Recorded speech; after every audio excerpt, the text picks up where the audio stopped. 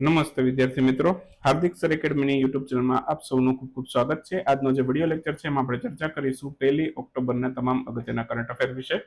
તો શરૂ કરું એ પહેલા એન્ડ્રોઇડ એપ્લિકેશન ડાઉનલોડ કરી શકો છો। એન્ડ્રોઇડ એપ્લિકેશનમાં તમે લેક્ચરની પીડીએફ મેળવી શકો છો, ઉપરાંત તમને કરંટ અફેરની ઈ બુક પણ મળશે એપ્લિકેશનમાંથી। તો જૂના જેટલા પણ કરંટ અફેર છે 1 વર્ષ સુધીના, તો એ બધાની તમે ઈ બુક મેળવી શકો છો। ઉપરાંત તમે ડેઇલી ટેસ્ટ આપી શકો છો એપ્લિકેશનમાં અને વીકલી ટેસ્ટ પણ આપી શકો છો। આ બધી ફેસિલિટી અવેલેબલ છે અને ઘણું બધું કન્ટેન્ટ એપ્લિકેશનમાં ફ્રીમાં પણ અવેલેબલ છે। તો જેમને ઈચ્છા છે વહેલી તકે એપ્લિકેશન ડાઉનલોડ કરી અને આપણો કોર્સ લઈ શકે છે। હાલમાં જ કયા દેશ દ્વારા વાત્સા સમિટ નું આયોજન કરવામાં આવેલું છે? તો WTSA, જેને શોર્ટમાં આપણે વત્સા નામથી ઓળખશું, તો આ વત્સા સમિટ છે ઓકે, એ આયોજન ભારત કરી રહ્યું છે અને 150 વર્ષના ઇતિહાસની અંદર છે બરાબર, ભારત છે એ પહેલી વખત છે એનું આયોજન કરી રહ્યું છે। ક્લિયર? તો પહેલી વખત છે આ વત્સા સમિટ ભારતમાં થાય છે અને આનું આયોજન કોણ કરે છે? મેઇનલી ITU એટલે કે ઇન્ટરનેશનલ ટેલિકોમ્યુનિકેશન ઓર્ગેનાઇઝેશન, એમના દ્વારા આનું આયોજન કરવામાં આવે છે। તો અહીંયા ઓપ્શન સી આપણો આન્સર છે, ભારત છે આનું આયોજન કરી રહ્યું છે। 3 લોકેશનો છે ત્યાં આની ઇવેન્ટો થશે, એક તો નવી દિલ્હી, હૈદરાબાદ અને બેંગ્લોર। હૈદરાબાદ છે એ તેલંગાણાની અંદર આવેલું છે, બેંગ્લોર છે એ કર્ણાટકમાં આવેલું છે। ઓકે, તો એ બધી વસ્તુ તમે યાદ રાખજો।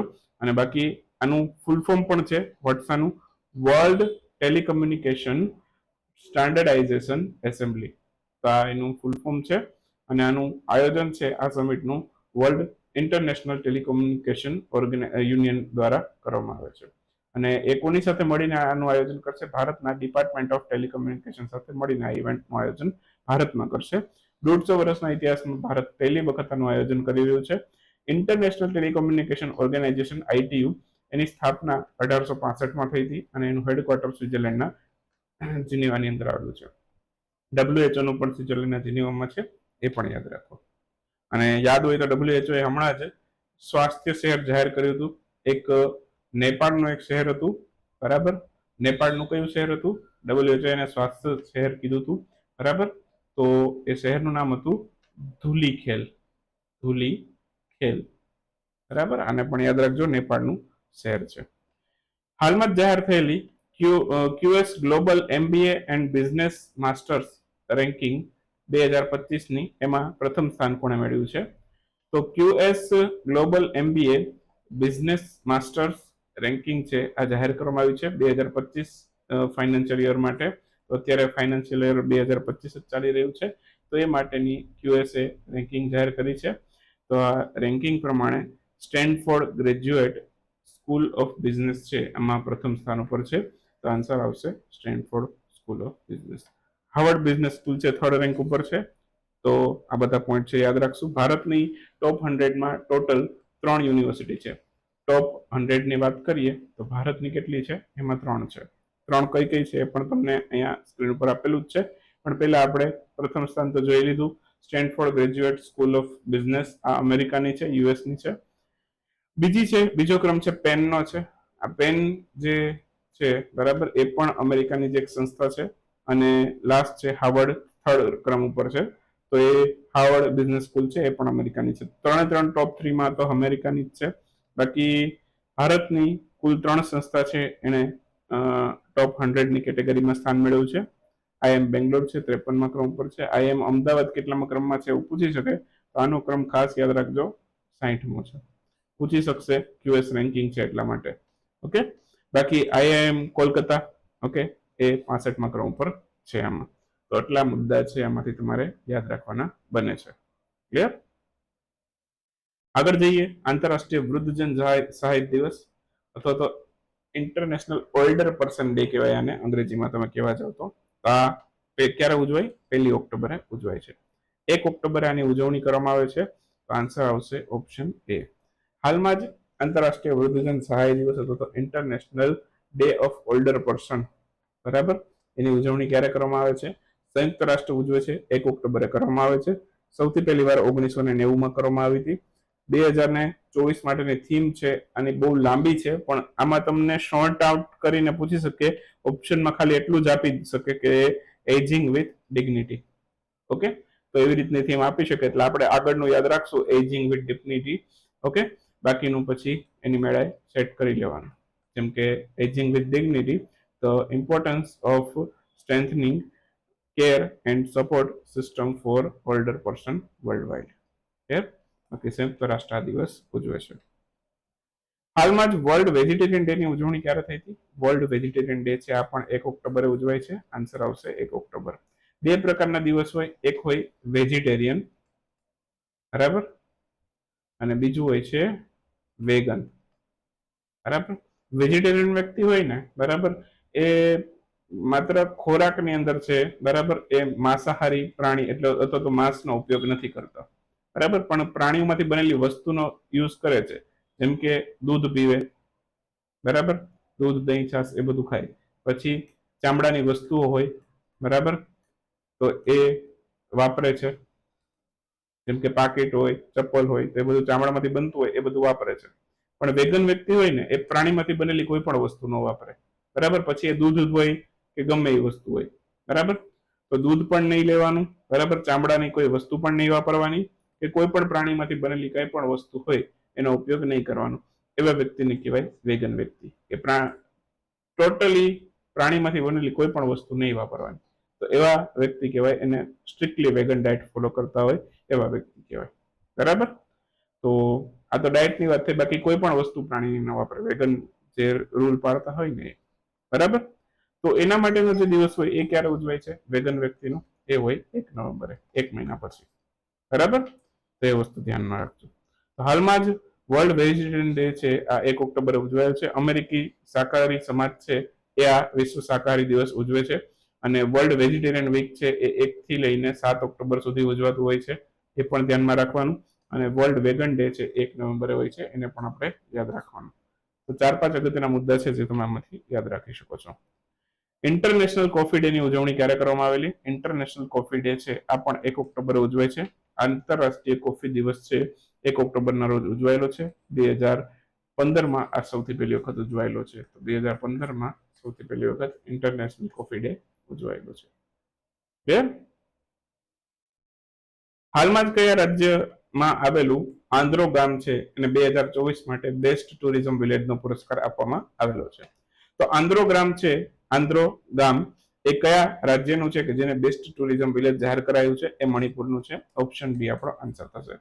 તો ફરવા માટેનું શ્રેષ્ઠ પર્યટન સ્થળ છે એ મણિપુરનું આંધ્રો નામનું ગામ છે, એને જાહેર કર્યું છે 2024 માટે. ઓકે, બાકી મણિપુરની અંદર થોડા ઘણા અગત્યના મુદ્દાનું રિવિઝન કરાવી દઉં. જેમ કે નવા મુખ્ય ન્યાયાધીશ હમણાં સિદ્ધાર્થ મૃદુલ બન્યા હતા. ઓકે, બાકી મણિપુરની સરકારે ન્યુમોનિયાનો સામનો કરવા માટે છે સાસ નામનું અભિયાન શરૂ કર્યું હતું. પછી મણિપુરમાં એક વાર્ષિક ઉત્સવ ઉજવાયો હતો મણિપુરનો, મેરા હોચોંગબા તહેવાર. તો આ તહેવારને પણ યાદ રાખીશું. પછી થડો નામનો સાંસ્કૃતિક ઉત્સવ છે એ મણિપુરમાં ઉજવાયેલો હતો, એને પણ યાદ રાખશું. પૂછી શકે થડો નામનો સાંસ્કૃતિક ઉત્સવ ક્યાં ઉજવાયો? મણિપુરમાં. મણિપુરના રાજ્યપાલ છે એને પ્રાકૃતિક ખેતી ઉપર આંતરરાષ્ટ્રીય સંમેલનનું ઉદ્ઘાટન કર્યું હતું. એના રાજ્યપાલ કોણ છે? લક્ષ્મણ આચાર્ય છે મણિપુરના. અને મુખ્યમંત્રી છે એન બિરેન સિંહ છે. તો બંનેને યાદ રાખો. ગ્લોબલ સાયબર સિક્યુરિટી ઇન્ડેક્સ કઈ સંસ્થા દ્વારા જાહેર કરવામાં આવેલો છે? ગ્લોબલ સાયબર સિક્યુરિટી ઇન્ડેક્સ છે આ હાલમાં જ જાહેર થયેલો છે, અને આ વર્લ્ડ ટેલિકમ્યુનિકેશન ઓર્ગેનાઇઝેશને જાહેર કર્યો છે. ઓપ્શન સી આપણો આન્સર થશે. હાલમાં જ આઈટીયુ દ્વારા છે આ ગ્લોબલ સાયબર સિક્યુરિટી ઇન્ડેક્સ જાહેર કરવામાં આવ્યો છે. અત્યાર સુધીમાં આની કેટલામી આવૃત્તિ છે? તો કે 5મી આવૃત્તિ છે, બરાબર. સૌથી પહેલી આવૃત્તિ જે છે એ 2015માં જાહેર થઈ હતી, અને અત્યારે આપણે આની 5મી આવૃત્તિ જોઈ રહ્યા છીએ, બરાબર. ટોટલ કેટલા પિલરના આધારે તૈયાર કર્યો છે? તો કે ટોટલ 5 પિલરના આધારે તૈયાર કર્યો છે. કયા કયા છે? લીગલ મેજર્સ, પછી છે technical measures, organizational measures, capacity development અને કોર્પોરેશન. તો આ બધી બાબતોના આધારે આખું આને તૈયાર કર્યો છે. બાકી રેન્કિંગ જે છે એ ટોટલ 5 ટાયરની અંદર આપેલી છે. 5 ટાયર કયા કયા છે એ પણ જોઈ લઈએ. તો સૌથી પહેલું જે છે એને કહેવાય રોલ મોડેલિંગ. એમાં જેનો સ્કોર 95 થી લઈને 100 ની વચ્ચે આવેલો છે તો એને ટાયર 1 ની અંદર સામેલ કરેલા છે એ દેશોને. પછી ટાયર 2 ની અંદર છે એડવાન્સિંગનો સમાવેશ કરેલો છે, એવા કન્ટ્રીને એડવાન્સિંગ કીધું છે. તો એમાં 85 થી લઈને 95 સુધીનો સ્કોર હોય તો એને આ કેટેગરીમાં સ્થાન મળશે. બરાબર. પછી આવે છે ટાયર 3, એના એસ્ટાબ્લિશિંગ કીધું છે. 55 થી લઈ અને 85 નો સ્કોર હોય એ બધા આમાં આવે છે. તો મોટા ભાગના 105 દેશો છે બરાબર, એ 3 અને 4 ની અંદર આવ્યા છે. બરાબર, 3 અને 4 ની અંદર. ચોથી જે છે એનો સ્કોર છે એ 20 થી લઈને 55 છે. તો 20 થી લઈને 3 અને 4 ની વાત કરી છે, એટલે 20 થી લઈ બરાબર અને 85 સુધીમાં કેટલા આટલો સ્કોર ધરાવતા હોય બરાબર, એમાં કેટલા દેશો આવે છે તો કે 105 દેશો આવી જાય છે. ટોટલ 190 દેશો જેટલા છે આમાં રેન્કિંગમાં લીધા છે, એમાંથી 105 તો 3 અને 4 માં આવી જાય છે. બાકીના ટોટલ વાત કરું તો આમાં ટાયર 1 ની અંદર કુલ 46 દેશો છે, એટલે બાકીના વધઘટ વાળા તમે સેટ કરી શકો છો. થોડાક અહીંયા હશે કે થોડાક અહીંયા હશે. બરાબર, તો એ બધી વસ્તુ છે. બાકી ટાયર 5 ની અંદર બિલ્ડિંગમાં 0 થી 20 નો સ્કોર હોય એ બધા દેશો આમાં છે. ભારત કેમાં છે? ભારત છે એ ટાયર 1 ની અંદર છે. બરાબર, ભારતનો સ્કોર કેટલો છે? 98.49. ભારતનો સ્કોર પણ યાદ રાખવાનો. થોડાક હવે એક વાક્યના ક્વેશ્ચન જોઈ લઈએ આજના વિડીયોની અંદર, જેમાં આપણે બહુ વધારે ચર્ચા નથી કરવાની, પ્રશ્ન અને જવાબ જ યાદ રાખવાના.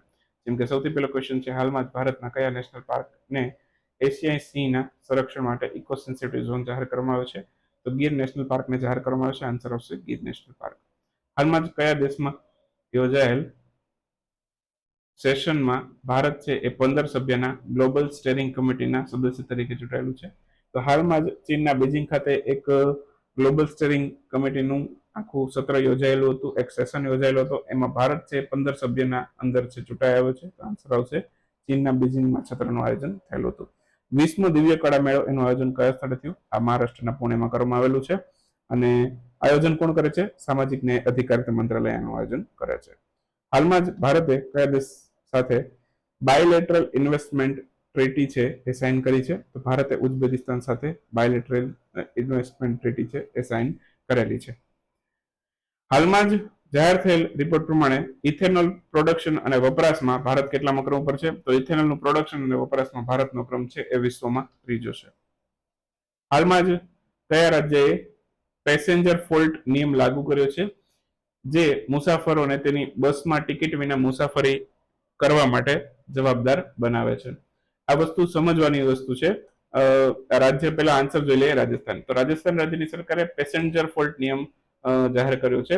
પેસેન્જર ફોલ્ટ એટલે કે તમે બસમાં ટિકિટ વગર મુસાફરી કરો છો, તો પછી તમે જ્યારે પકડાવ ત્યારે તમે એવું ન બોલી શકો કે ભાઈ મને કંડક્ટરે ટિકિટ નહોતી આપી, એ પેસેન્જરનો જ ફોલ્ટ ગણાશે. બરાબર, કંડક્ટર તો છે ટિકિટ આપે કે ન આપે તમારે સામેથી માંગવા જવાની. બરાબર, કે હું બસમાં બેઠો છું, મને મારી ટિકિટ આપી દો. બરાબર, તો આ પેસેન્જર ફોલ્ટ નિયમ લાગુ કર્યો છે, એટલે તમારી પાસે ટિકિટ નહીં હોય બરાબર, તો એ તમારો જ ગુનો ગણાશે. બરાબર, તો એવો નિયમ છે એ રાજસ્થાન સરકારે જાહેર કર્યો છે. બરાબર, તો ધ્યાન રાખજો, passenger fault Rajasthan. Okay. Oxygen bird park Amrit Mahotsav અથવા તો અમૃત મહોત્સવ પાર્ક. બરાબર, તો આ કયા સ્થળેથી આનું ઉદ્ઘાટન કરવામાં આવેલું? તો આ મહારાષ્ટ્રના નાગપુર ખાતે કર્યું, નીતિન ગડકરીએ કરેલું હતું. બરાબર, અને એમની બેઠક પણ ત્યાં જ છે, મહારાષ્ટ્રનું નાગપુર. હાલમાં જ કયો દેશ છે એ ભ્રષ્ટાચાર વિરોધી ગઠબંધનના નેતૃત્વની અંદર સામેલ થયો છે? તો ભારત છે ભ્રષ્ટાચાર વિરોધી ગઠબંધનના નેતૃત્વની અંદર સામેલ થઈ ગયો છે. બીસીસીઆઈ દ્વારા કયા સ્થળેથી રાષ્ટ્રીય ક્રિકેટ એકેડમીનું ઉદ્ઘાટન કરવામાં આવેલું છે? કર્ણાટકના બેંગ્લોર ખાતેથી રાષ્ટ્રીય ક્રિકેટ એકેડમીના નવા કેમ્પસનું ઉદ્ઘાટન કર્યું છે. આન્સર આવશે બેંગ્લોર. અને બીસીસીઆઈ નું હેડક્વાર્ટર ક્યાં છે? બીસીસીઆઈ એ મુંબઈમાં આવેલી છે. ઓઈસીડીએ નાણાકીય વર્ષ 25 માટે ભારતના જીડીપી માટે શું અનુમાન લગાવ્યું છે? તો 6.7% અનુમાન લગાવ્યું છે ઓઈસીડીએ. ક્લિયર? તો અહીંયા આ સાથે આજના વિડીયોને સમાપ્ત કરીએ. મળીશું 2 ઓક્ટોબરના વિડીયોમાં ગાંધી જયંતિમાં. ત્યાં સુધી રજા લેશું. આવજો. Bye bye. Good night. શુભરાત્રી. Thank you for watching.